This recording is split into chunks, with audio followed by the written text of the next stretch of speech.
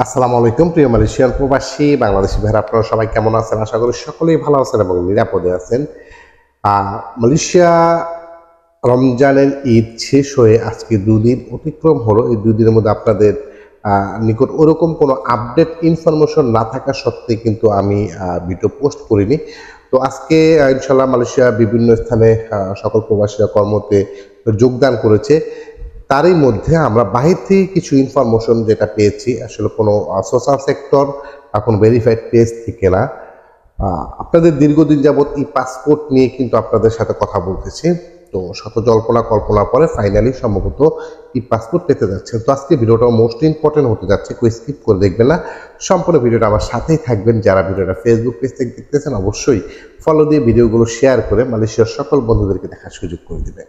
আর যারা YouTube channel থেকে দেখতেছেন, যদি ভালো লেগে থাকে সাবস্ক্রাইব করে পাশে থেকে বেল আইকনটা অন করে দিবেন। সেক্ষেত্রে সারা বিশ্বের এরকম গুরুত্বপূর্ণ ইনফরমেশনগুলো সর্বপ্রথম পৌঁছে যাবে আপনাদের কাছে। তাহলে মালয়েশিয়া ই পাসপোর্ট কবে নাগাদ শুরু করতে যাচ্ছে? মোস্ট ইম্পর্টেন্ট, হাজারো প্রবাসী অধি আগ্রহে বসে আছেন এই ই পাসপোর্টের জন্য। এই পাসপোর্টের জন্য অনেক প্রবাসীরা বৈধ হতে পারেননি, দেশে যেতে পারছেন না, বিভিন্ন জটিলতার মধ্যে রয়েছেন, রানিং ভিসাগুলো রিনিউ করতে পারতেছেন না। তো আমরা দেখেছি 2024 সালে ফার্স্ট মান্থে একটা ডিক্লারেশনের মধ্যে এসেছিল যে পাসপোর্ট কার্যক্রম শুরু করবে 2023-এ। পাসপোর্ট অফিস পাচ্ছে না, কন্ট্রাক্ট হচ্ছে না, বিভিন্ন জটিলতা ছিল। বাট 2024-এ এসে ফাইনালি আমরা কিন্তু মার্চের ফার্স্ট উইক বা সেকেন্ড উইকেই 100% একটা কনফার্ম ছিলাম যে এই পাসপোর্ট সাধারণ প্রবাসীদের দেওয়া শুরু করবে।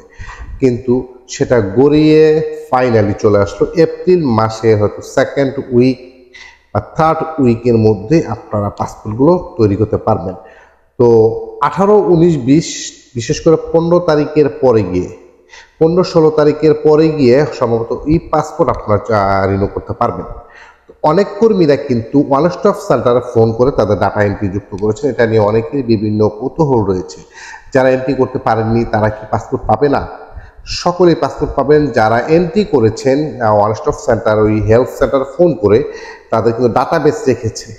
অনেকে একটা কমেন্ট দেখলাম, অনেকের ধারণা যে আমরা কি তাহলে সেখানে ফোন করতে ফোন রিসিভ করেনি, আমাদের ডাটা এন্ট্রি তো করতে পারিনি, তা আমরা কি পাসপোর্ট পাবো না? অবশ্যই পাবেন। ই পাসপোর্টের পাশাপাশি আরেকটা সুযোগ আসতে যাচ্ছে, সেটা হচ্ছে এনআইডি কার্ড।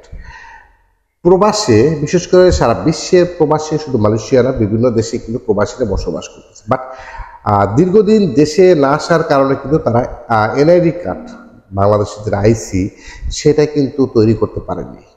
কিন্তু এখন যারা মালয়েশিয়াতে অবস্থান করতেছেন তারা এই পাসপোর্টের পাশাপাশি এনআইডি কার্ডও তৈরি করতে পারবেন। তাহলে আমরা এপ্রিল মাসের, যে 2024 এপ্রিলের 17-18 তারিখের পরে 25 তারিখের মধ্যে এই পাসপোর্ট চালু করার সম্ভাবনা রয়েছে।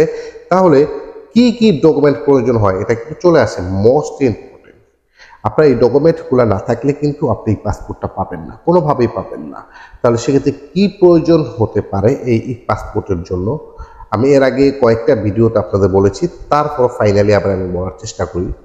সর্বপ্রথম হচ্ছে আপনার জন্ম নিবন্ধন, যেহেতু আপনার এনআইডি কার্ড হয়নি, যদি কারো এনআইডি কার্ড হয়ে থাকে তাহলে এনআইডি কার্ডের ফটোকপি, সেটা না থাকলে জন্ম নিবন্ধনের ফটোকপি, চেয়ারম্যান সার্টিফিকেট, ইভেন আপনার যদি পুনরায় পুরনো কোনো পাসপোর্ট থেকে থাকে, পুরনো দিনের যে আপনার এমআরপি পাসপোর্ট থেকে থাকে, সেক্ষেত্রে ওই পাসপোর্ট ফটোকপি। অবশ্যই তো প্রত্যেকটা কর্মীর একটা পাসপোর্ট রয়েছে, সেই পাসপোর্ট না হলে কিন্তু সে প্রবাসে যেতে পারে না। সেই সুবাদে আপনার মেন যে পাসপোর্ট রয়েছে, ভ্যালিড বা আনভ্যালিড, লাস্ট যে পাসপোর্ট তৈরি করেছেন সেই পাসপোর্টের ফটোকপি, স্ক্যানিং কপি, আপনি এগুলো নিয়ে, এবং পাসপোর্ট সাইজের ছবি, আদারওয়াইজ এই সকল ডকুমেন্ট নিয়ে কিন্তু আপনার যেতে হবে মালয়েশিয়া অবস্থানরত হাই কমিশনার থেকে। কিন্তু তারা আপনার প্রপার করবে ওয়ান স্টপ সেন্টার।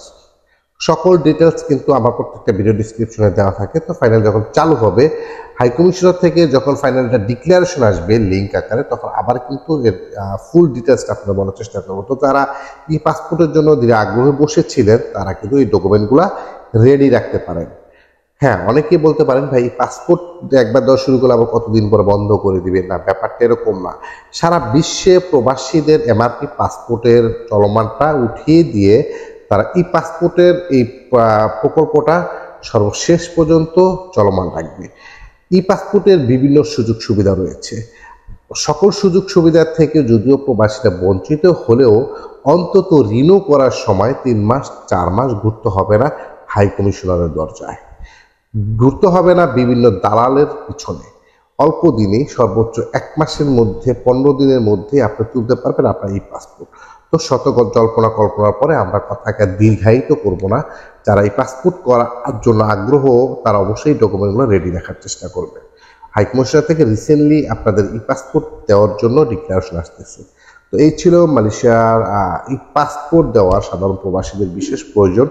তো ইনশাআল্লাহ নেক্সট পাসপোর্ট সংক্রান্ত কোনো অনলাইন ইনফরমেশন পেলে আপনাদেরকে বলার চেষ্টা করব। তো সকলেই ভালো থাকবেন, নিরাপদে থাকবেন। দেখা হবে নেক্সট কোনো ভিডিওতে। আসসালামু আলাইকুম।